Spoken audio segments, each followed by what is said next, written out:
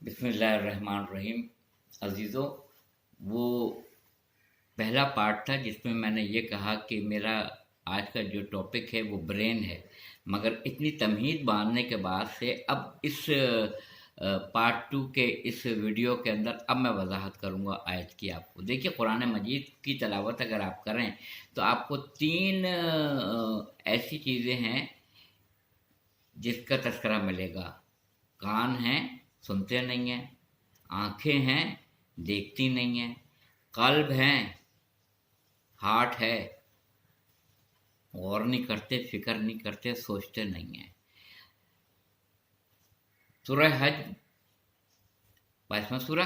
क्या ये शहरों में घूमे फिरे नहीं? क्या इनके कानों ने सुना नहीं या इनकी आंखों ने देखा नहीं?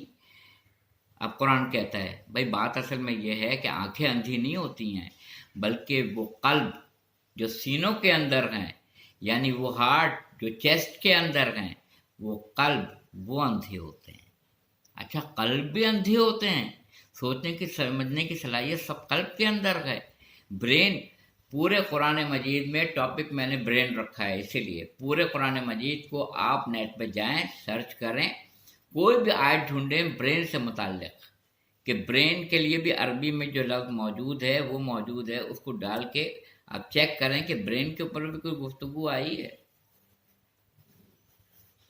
अगर मेरी दस्तरस तक नहीं आई है, सिर्फ ये है अक्सरहुम ला यक़लून, अक्सरियत बेअक्लों की है।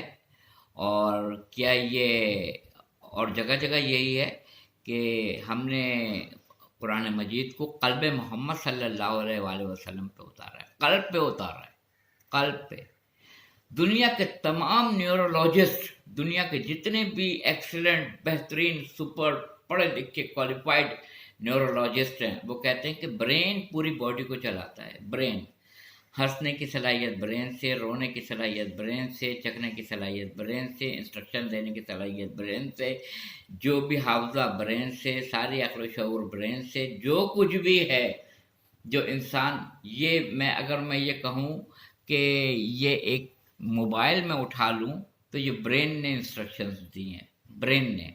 अगर मैं कहूँ कि मुझे ये रिमोट कंट्रोल उठाना है, ये ब्रेन ने इंस्ट्रक्शंस दी है मुझे, ब्रेन ने, क़ल्ब ने नहीं।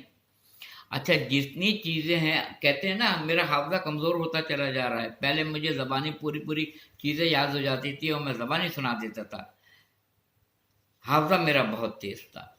मगर जैसे जैसे एज बढ़ती जाती है, हाफ़ज़ा कम से कम होता चला जाता है।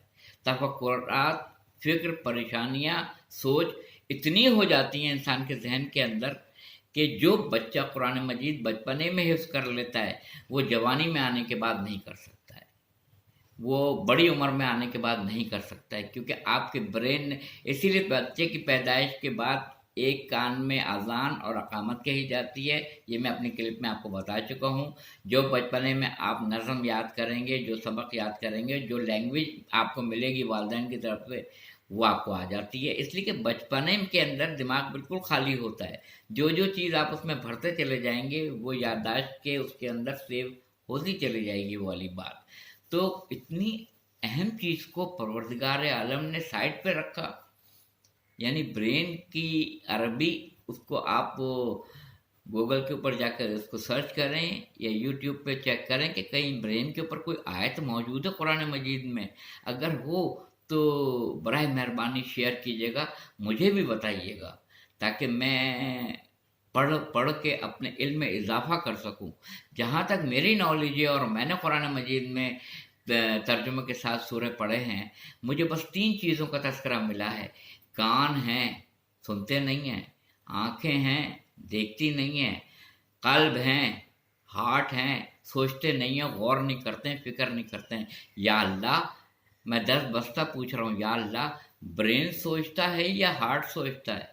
ब्रेन सोचता है या क़ल्ब सोचता है? अल्लाह ताला का इरशाद गिरामी आएगा, नहीं, क़ल्ब सोचता है, क़ल्ब।